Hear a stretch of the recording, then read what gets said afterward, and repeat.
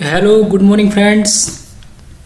आज जो हमारा टॉपिक है डिस्कशन का वो है SAPTA, agreement on SAARC preferential trading arrangement.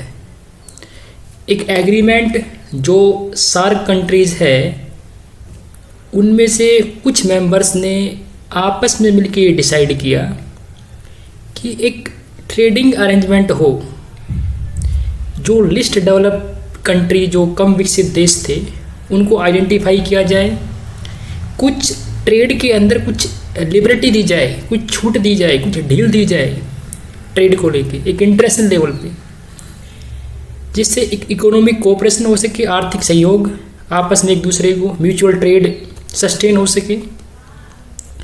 तो सार्क जो मेंबर कंट्रीज है उनमें से 5 कंट्रीज स्टार्टिंग में आई और उन्होंने साप्टा के लिए जो है शुरुआत की थी। चलिए स्टार्ट करते हैं। मैंने सार्क वाले लेक्चर में बताया था आपको कि जो मेंबर कंट्रीज है सार्क की वो 8 है।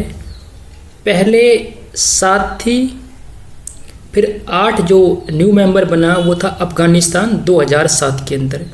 अब ये जो एग्रीमेंट है साप्टा, ये भी देखो सार्क कंट्रीज जो है वो मिलके कर रही है, तो आपको सार्क कंट्रीज तो मालूम होना चाहिए एटलीस्ट। और देखो याद करने की सिंपल सी ट्रिक बता रखी है मैंने, इसमें बनाई भी है। देखो IBPS NMB। अब IBPS आपको सभी को पता है, कॉमन वर्ड है, एक बैंकिंग के जो एग्जाम होते हैं उसको कंडक्ट कराता है IBPS। NMB से सभी को पता है कि आपकी एक प्रोफेशनल डिग्री होती है MBA। देखो याद कैसे करना आपको मेंबर कंट्रीज को, IBPS NMB। I for India, B for Bangladesh, P for Pakistan, S for Sri Lanka, N for Nepal, M for Maldives, B for Bhutan and A for Afghanistan. ये याद करने की ट्रिक थी छोटी सी कि कैसे सार्क मेंबर कंट्रीज को याद रखना है। IBPS एंड MBA याद करने की ट्रिक छोटी सी। आज अब आते हैं साप्टा पे। देखो दिसंबर 1988 के अंदर सार्क की 4th मीटिंग हुई, सार्क की 4थी मीटिंग हुई थी इस्लामाबाद में। उस मीटिंग के अंदर कुछ एरियाज़ को आइडेंटिफाई किया गया, मतलब ऐसे क्षेत्र को पहचाना गया जो कि लिस्ट डेवलपिंग की कैटेगरी में आते हैं, लिस्ट डेवलप की कैटेगरी में आते हैं, यानी कम विकसित देश जिसका अच्छी तरह विकास नहीं हो पा रहा है। उसके बाद दिसंबर 1991, 21 दिसंबर 1991 के अंदर कोलंबो में सार्क की 6th समिट हुई, एक 6ठी मीटिंग हुई कोलंबो के अंदर। उस मीटिंग के अंदर जो मेंबर कंट्रीज थे आपस में वो एग्री हो गए इसके लिए, लिबरलाइजेशन के लिए, यानी ट्रेड के अंदर कुछ यानी लिबर्टी देना, कुछ एक तरह से फ्रीडम दे देना। तो for the liberalisation of trade, यानी जो व्यापार है, जो ट्रेड है, उसके अंदर कुछ लिबर्टी देना अपने रीजन में, अपने क्षेत्र में, जिससे कि जो मेंबर कंट्रीज हैं उनका इकोनॉमिक कोऑपरेशन हो सके, आर्थिक सहयोग उनमें हो सके और म्यूचुअल ट्रेड सस्टेन हो सके, आपस में जो ट्रेड व्यापार है वो एक लेवल पे बना रहे।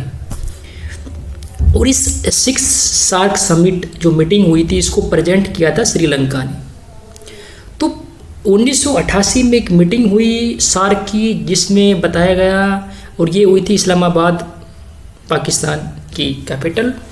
इसमें आइडेंटिफाई किए गए थे एरियाज़ कि कौन से लिस्ट डेवलप कंट्रीज है, कम विकसित देश है, जिसके ऊपर अच्छा फोकस किया जा सके, अच्छा काम किया जा सके।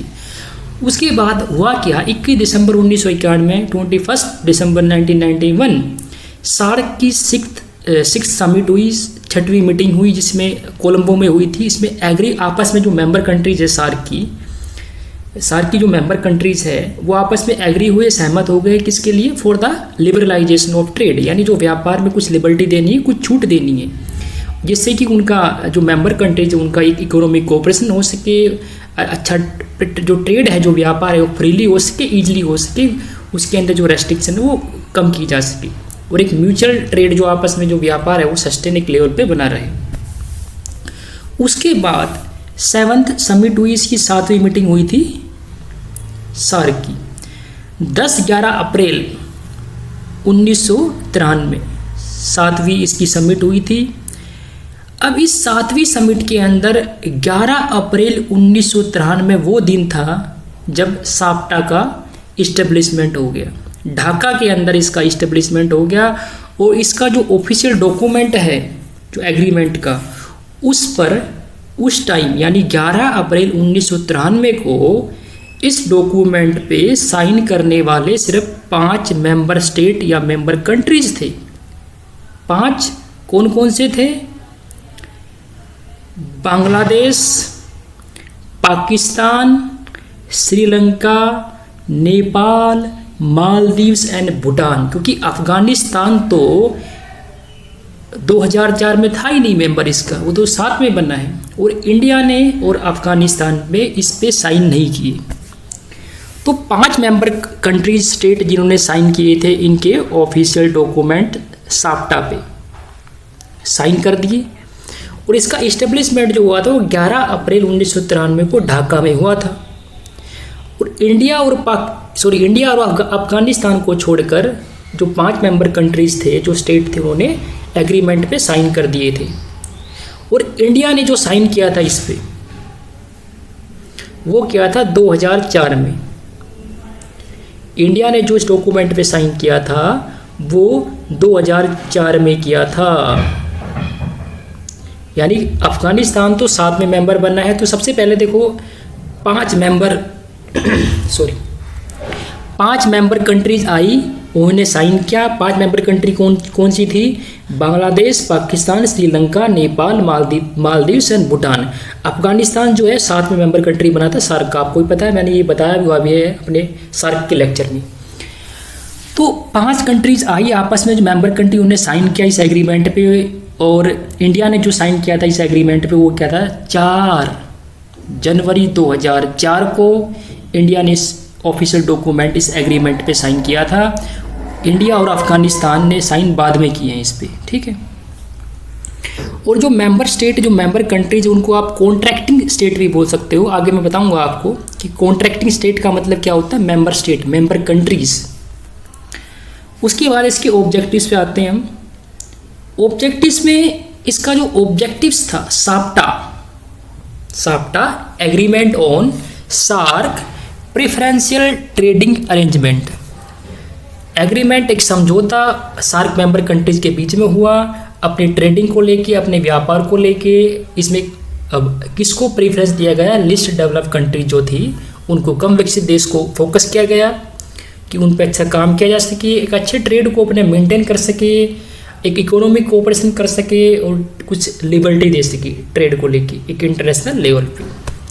तो जो सारा रोड़ा जो है, अब एक गाना देखो हरियाणा में डीजे पे बहुत बजता है, ये सारा रोड़ा पतली कमर का। तो यहाँ पे भी सारा रोड़ा जो है, मेरे बच्चों, मेरे स्टूडेंट्स बच्चों, मेरे मुंह से बच्चे निकल जाती है, उसके लिए माफ़ी चाहूँगा मैं।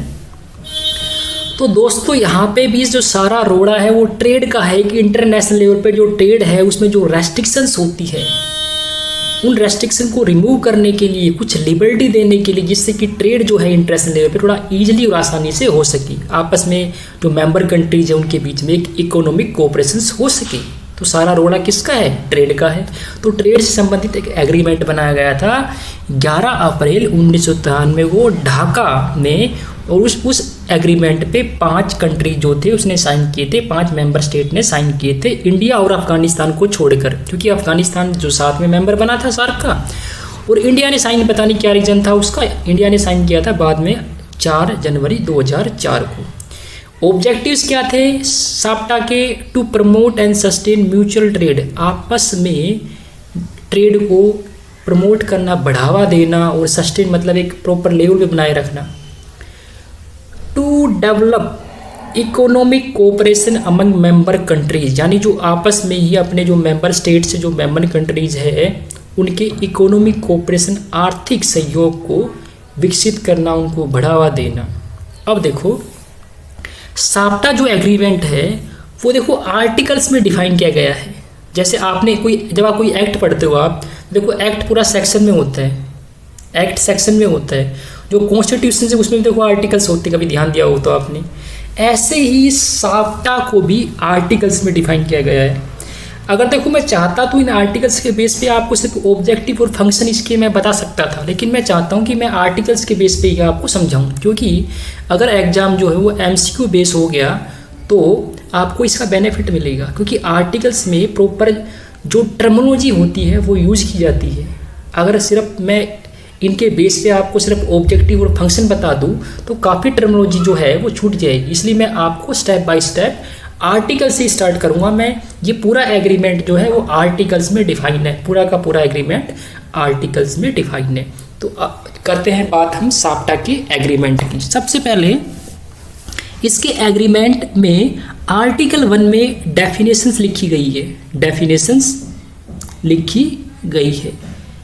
ये डेफिनेशन देखो आपको एक जब आप नेट का एग्ज़ाम दोगे आप, तब भी आपको काफ़ी बेनिफिशियल होगी। ये आपको अगर अभी से सीख लोगे आप तो अच्छा होगा आपके लिए, और आपको काफ़ी हेल्पफुल होगी अगर MCQ बेस आपका एग्ज़ाम भी होता है तो साप्टा का जो एग्रीमेंट है उसकी आर्टिकल 1 में कुछ डेफिनेशन यानी परिभाषा लिखी गई है। सबसे पहले बताया गया कि कॉन्ट्रैक्टिंग स्टेट क्या होता है। कॉन्ट्रैक्टिंग स्टेट का मतलब क्या होता है, member of SAARC, member of SAARC यानी सार्क जो है उसके जो मेंबर कंट्रीज है उनको ही हम कॉन्ट्रैक्टिंग स्टेट बोलते हैं साप्टा के अंदर। साप्टा ये एग्रीमेंट में कॉन्ट्रैक्टिंग स्टेट बोला गया है मेंबर्स को, जो सार्क के मेंबर्स हैं उनको कॉन्ट्रैक्टिंग स्टेट बोला गया है।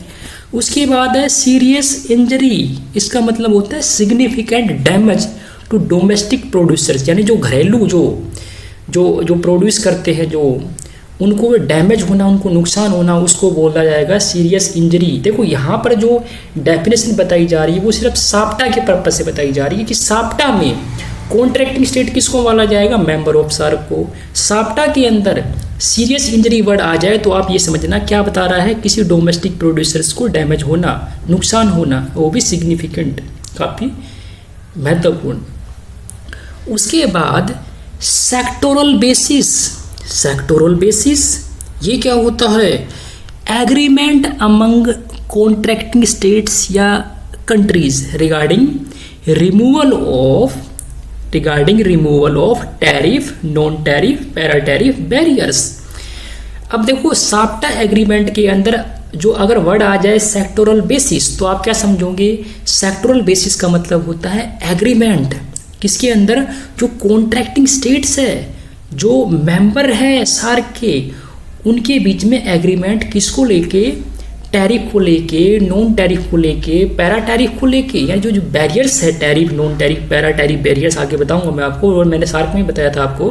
टैरिफ का मतलब जैसे इंपोर्ट पे ड्यूटी जो टैक्सेस है उसको लेके बैरियर्स, नॉन टैरिफ जैसे रेगुलेशन को लेके, है ना, रेस्ट्रिक्शन लगा देना इंपोर्ट पे, इंपोर्ट लाइसेंस के ऊपर रेस्ट्रिक्शन लगा देना, कोटा फिक्स कर देना, तो ये नॉन टैरिफ में आता है। पैरा टैरिफ यानी जो बॉर्डर को लेके कुछ फाइन लगा देना, कुछ चार्ज लगा देना।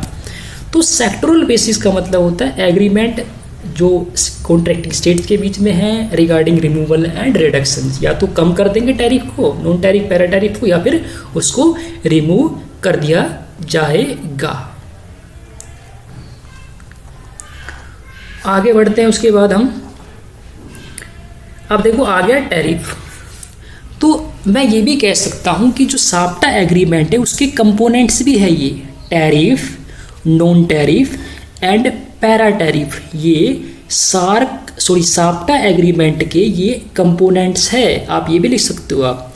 तो टैरिफ का मतलब जो कस्टम ड्यूटीज लगती है इंपोर्ट के ऊपर उसको हम बोलते हैं टैरिफ। नॉन टैरिफ रेगुलेशंस, कोई रेस्ट्रिक्शंस हो इंपोर्ट पे, जैसे लाइसेंस पे रेस्ट्रिक्शन लगाना, कोई कोटा फिक्स कर देना कि भाई आप इतना ही इंपोर्ट कर सकते हो किसी दूसरी कंट्री से। पैरा टैरिफ जैसे बॉर्डर चार्जेस हो गया, फीस हो गया। तो ये टर्मिनोलॉजी बहुत ही इंपॉर्टेंट है, अगर आपका एग्जाम MCQ बेस भी होता है और नेट के लिए भी काफ़ी हेल्पफुल रहेगा ये वीडियो आपके लिए। उसके बाद डायरेक्ट ट्रेड मेजर्स, यानी व्यापार के लिए डायरेक्ट कुछ उपाय, जिसमें क्या आएगा, promote mutual trade off contracting states, यानी आपस में जो म्यूचुअल ट्रेड, आपस में जो व्यापार हो रहा है उसको बढ़ावा देना। आर्टिकल 2 बताता है इस्टेब्लिशमेंट एंड एम्स के बारे में। इस्टेब्लिशमेंट मैंने आपको बता दिया कि जो साप्टा है agreement on SAARC preferential trading arrangement, उसका जो इस्टेब्लिशमेंट हुआ था वो कब हुआ था? 1993 में 11 अप्रैल को। ये ध्यान रखना। एम्स मैंने बता दिया आपको, to promote and sustain mutual trade, मतलब आपस में व्यापार को बढ़ावा देना और सस्टेन करना, उसको एक प्रॉपर मेंटेन करना, अपनी इकोनॉमिक कोऑपरेशंस को बढ़ावा देना, उसको विकसित करना। ये इसके मेन ऑब्जेक्टिव्स थे किसके? साप्टा के। ठीक है, तो साप्टा की आर्टिकल 2 में क्या है? इस्टेब्लिशमेंट एंड एम्स है। साप्टा कब आया? 11 अप्रैल 1993 को। ठीक है, इंडिया ने कब साइन किए? 4 जनवरी 2004 को। सबसे पहले साइन किसने किए थे? 5 मेंबर स्टेट, 5 मेंबर कंट्रीज ने। कौन कौन था? बांग्लादेश, पाकिस्तान, श्रीलंका, नेपाल, मालदीव्स एंड भूटान। बच कौन गया? India and Afghanistan. ये जो थे इन्होंने बाद में साइन करे। इंडिया ने कब करे? 4 में। अफगानिस्तान ने आई थिंक करे थे लगभग 11 के अंदर। ठीक है, तो मैंने आपको बताया कि ये पूरा साप्टा एग्रीमेंट है, आर्टिकल्स में डिफाइन है, इसलिए मैं आर्टिकल्स के हिसाब से आपको पढ़ा रहा हूँ ताकि एमसीक्यू बेस पे एग्जाम हो तो आपको काफ़ी बेनिफिट मिले इसका, और नेट के एग्जाम में भी आपको बेनिफिट मिले, क्योंकि आप एमकॉम के स्टूडेंट्स और एमकॉम के जो स्टूडेंट्स होते हैं जनरली टीचिंग लाइन में भी जाना चाहते हैं, तो एक मास्टर डिग्री स्पेशली जो टीचिंग के लिए भी होती है, तो टीचिंग में काफ़ी बेनिफिशियल। और टीचिंग में जाना आपको प्रोफेसर बनना है तो नेट क्वालिफाई करना पड़ेगा, और नेट के लिए आपको ये जो बेसिक टर्मिनोलॉजी है इनका ज्ञान होना बहुत ज़रूरी है। आगे बढ़ता हूँ। आर्टिकल 3 आर्टिकल 3 जो है, आर्टिकल 3 जो है साप्टा एग्रीमेंट का, वो कहता है प्रिंसिपल्स के बारे में। कुछ प्रिंसिपल्स है इसकी कि किस प्रिंसिपल के बेस पे साप्टा जो है उसके अंदर फोकस किया जाएगा। तो सबसे पहले overall reciprocity and mutuality of advantage. ठीक है, यानी आपस में एक दूसरे की उसको एडवांटेज लेना। Step by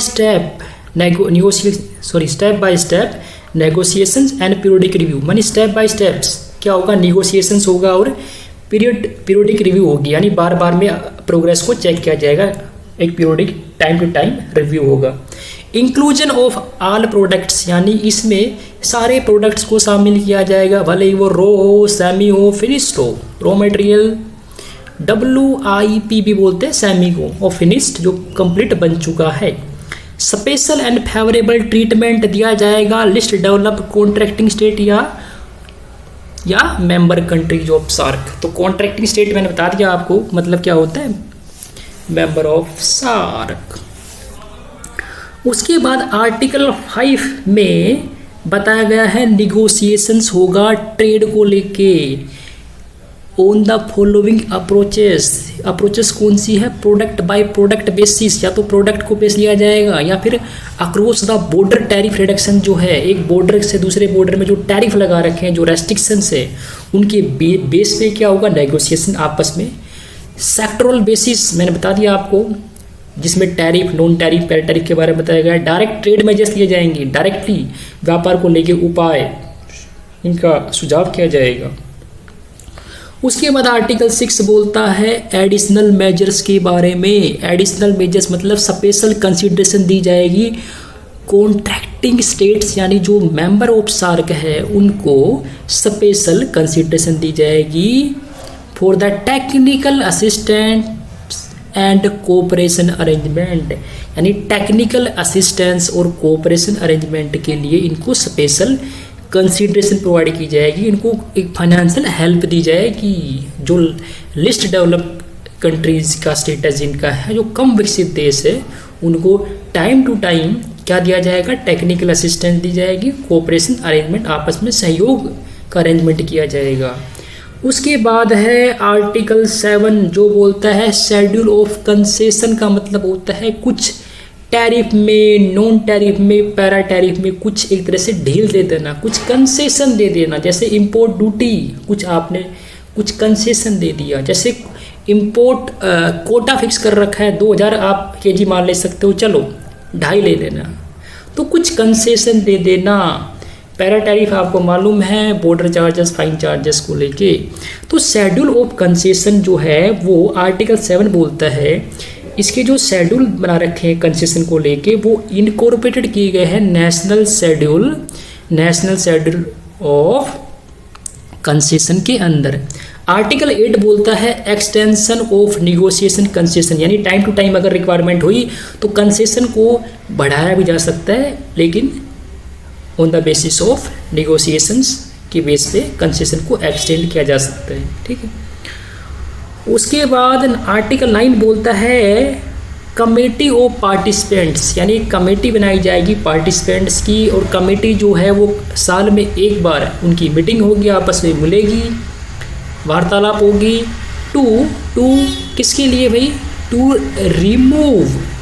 review the tariff barriers, non tariff, para tariff and the progress. Review किसका रिव्यू होगा? प्रोग्रेस का होगा। इंश्योर ट्रेड एक्सपांसन, कि ये निश्चित किया जाएगा कि भाई ट्रेड का एक्सपांसन हो रहा है कि नहीं, व्यापार बढ़ रहा है कि नहीं। उसके बाद आर्टिकल 10 में बताया गया है special treatment for the list develop contracting states, का मतलब बताया मैंने आपको सार्क मेंबर्स के बारे में बताया गया है। तो आर्टिकल 10 बोलता है स्पेशल ट्रीटमेंट दिया जाएगा लिस्ट डेवलप कॉन्ट्रैक्टिंग स्टेट को, मेंबर ऑफ सार्क को।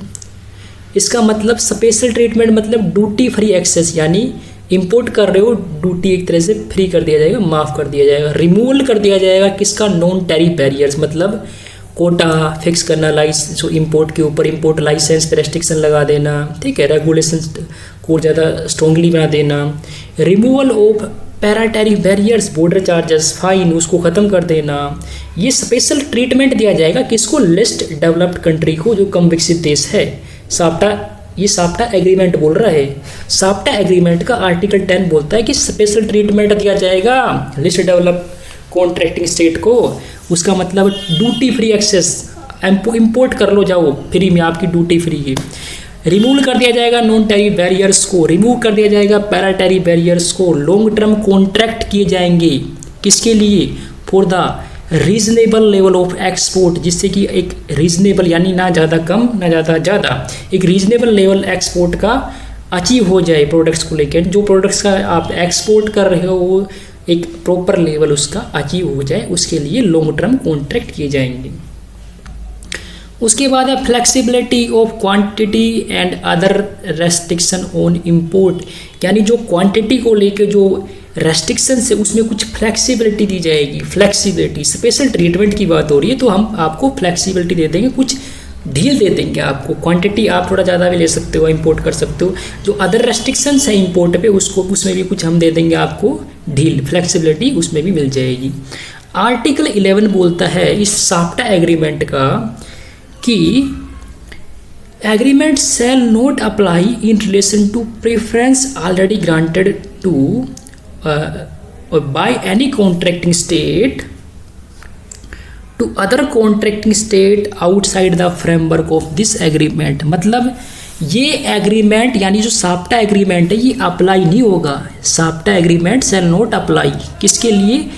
जिसको प्रेफरेंस ऑलरेडी ग्रांट किया गया है, जिसको वरीयता पहले ही दी गई है। मेंबर्स, सार्क मेंबर कंट्रीज में किसी को पहले ही अगर प्रेफरेंस दिया गया है, और जो कॉन्ट्रैक्टिंग स्टेट है, जो मेंबर स्टेट है कोई, वो किसी अदर कॉन्ट्रैक्टिंग स्टेट जो outside the framework of agreement, यानी जो एग्रीमेंट में नहीं है, जो मेंबर नहीं है, या कोई थर्ड कंट्रीज जिसके थ्रू कोई बाईलैटरल, प्लूरिलैटरल, मल्टीलैटरल ट्रेड एग्रीमेंट है या कोई सिमिलर अरेंजमेंट है, उसको प्रेफरेंस नहीं दिया जाएगा। उसको प्रेफरेंस नहीं दिया जाएगा। यानी प्रेफरेंस को लेके बोला गया कि अगर कोई कॉन्ट्रैक्टिंग स्टेट है जिसका अदर कॉन्ट्रैक्टिंग स्टेट जो इस एग्रीमेंट में आता ही नहीं है, कोई थर्ड कंट्री है जिसके साथ उसका बाईलैटरल, प्लूरिलैटरल, मल्टीलैटरल ट्रेड अरेंजमेंट या सिमिलर अरेंजमेंट है, उस कॉन्ट्रैक्टिंग स्टेट पे ये एग्रीमेंट जो है ना ये अप्लाई नहीं होगा इन रिलेशन टू प्रेफरेंस। अगर यानी प्रेफरेंस उसको ऑलरेडी ग्रांटेड है तो ये जो साप्टा एग्रीमेंट है उस पर अप्लाई नहीं होगा।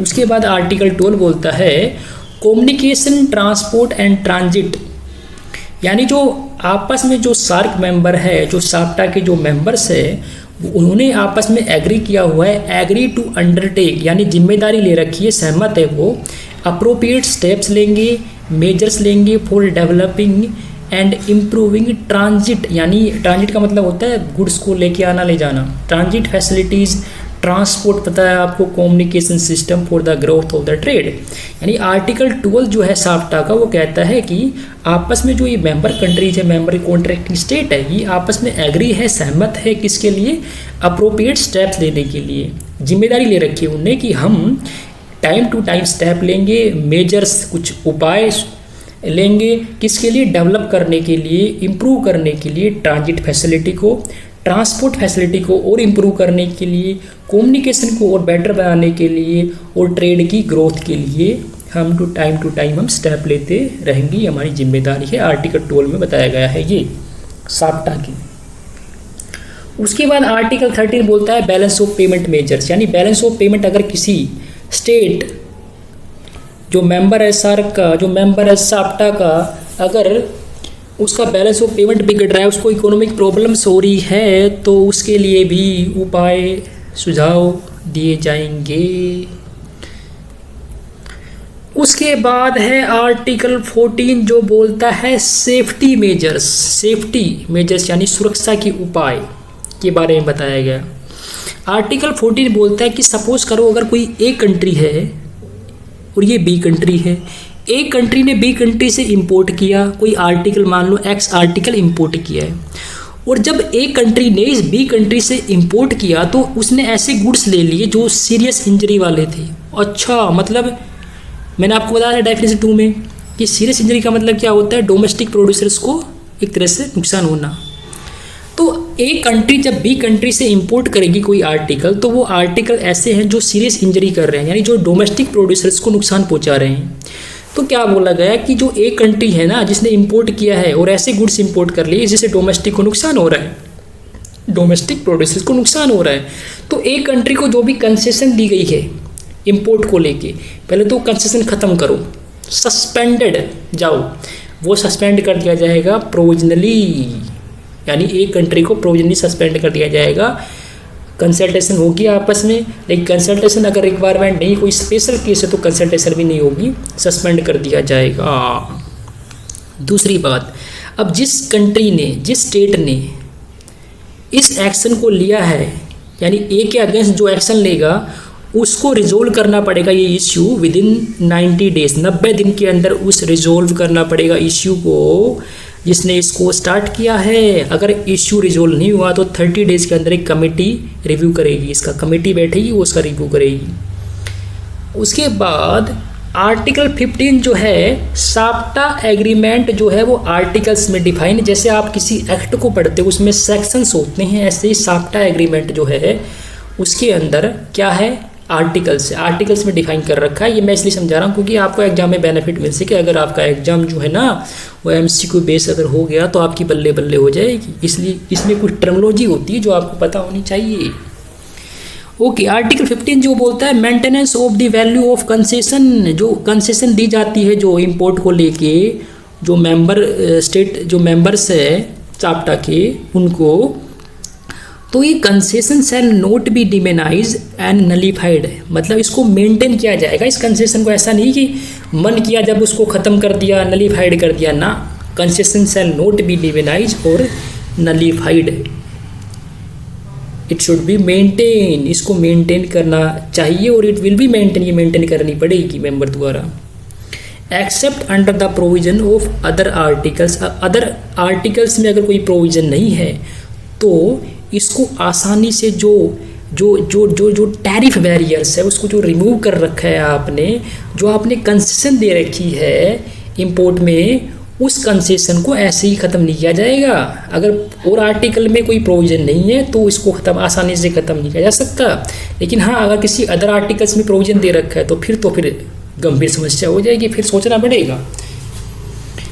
रूल्स ऑफ ओरिजिन आर्टिकल 16 बोलता है, रूल्स ऑफ ओरिजिन मतलब क्या होता है, जो ओरिजिनेटिंग जो प्रोडक्ट्स होते हैं यानी जो उत्पाद होते हैं ओरिजिनेट्स। अब सवाल आ रहा है सर ये क्या होता है ओरिजिनेटिंग प्रोडक्ट, मतलब ऐसे प्रोडक्ट जो कंट्री एक्सपोर्ट कर रही उसने कंप्लीटली उसको बनाया हो, Holi produce in the exporting contracting state, जो भी कॉन्ट्रैक्टिंग स्टेट है उसने पूरा का पूरा या तो उसको प्रोड्यूस किया है, या फिर पूरा अगर प्रोड्यूस नहीं किया, इफ नॉट होली प्रोड्यूस, तो वो should be eligible under the rule 3 और 4। तो वो प्रोडक्ट जो है ना वो रूल नंबर 3 और 4 में एलिजिबल होना चाहिए। और रूल नंबर 3 4 क्या होता है ये अभी नहीं बताऊंगा मैं आपको, ठीक है। उसके बाद आर्टिकल 17 बोलता है आपको modifications and withdrawal of the concession, यानी जो इंपोर्ट पे जो कंसेशन जो छूट दी जाती है आपस में जो साप्टा मेंबर्स है उनको, वो आफ्टर 3 इयर्स उसको मॉडिफाई किया जा सकता है, उसको विड्रॉ किया जा सकता है 3 साल के बाद नोटिफाई करने पर। उसके बाद आर्टिकल 18 बोलता है विड्रॉल ऑफ कंसेशन, यानी कंसेशन को विड्रॉ करना।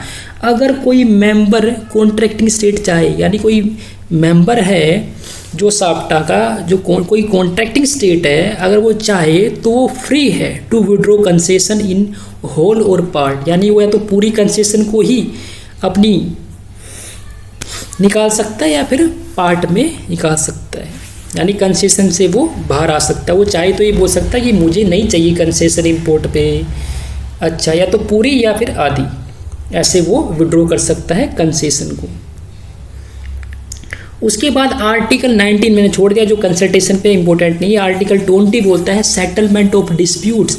अगर सेटलमेंट कब होता है, अगर इन कॉन्ट्रैक्टिंग स्टेट के बीच में, इन मेंबर कंट्रीज़ के बीच में, जो साप्टा के जो मेंबर सदस्य है, जो मेंबर है, जो सदस्य है, इनके बीच में अगर आपस में कोई झगड़ा हो गया, कोई डिस्प्यूट हो गया और वो अगर सेटल नहीं होता तो फिर उसको कमेटी में रेफर किया जाता है। पहले तो कोशिश ये होनी चाहिए खुद से आपस में सेटल कर लो आप डिस्प्यूट को।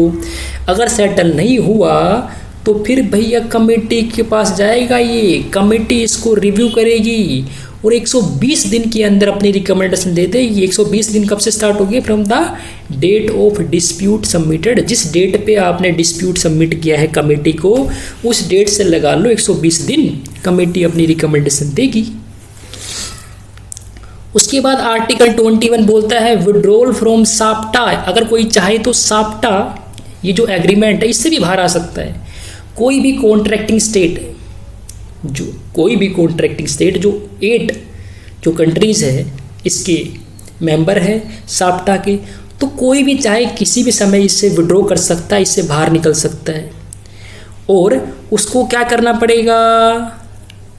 उसको अप्लाई करना पड़ेगा और 6 महीने के अंदर within 6 month from the day on which written notice is received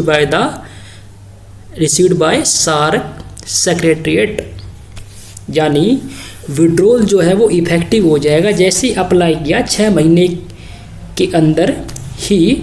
जैसे ही नोटिस आएगा, नोटिस कौन इश्यू करेगा? SAARC secretariat. पहले तो जिस मेंबर को विड्रॉ करना है वो अप्लाई करेगा, उसके बाद जो सार्क जो सेक्रेटरीट है वो एक नोटिस इशू करेगा रिटर्न के अंदर। उस नोटिस की डेट से 6 महीने के अंदर आपका विड्रॉल हो जाएगा, इफेक्टिव हो जाएगा विड्रॉल, यानी 6 महीने के अंदर कभी भी आपका विड्रॉ जो है वो हो जाएगा। लेकिन पहले नोटिस निकलेगा सार्क सेक्रेटरीट, यानी अब आपको कमेंट करके बताना है। मैंने सार्क के लेक्चर में बताया था आपको कि जो सार्क का एट प्रेजेंट सेक्रेटरीट जनरल कौन है। ओके, थैंक यू बच्चों, थैंक यू सो मच।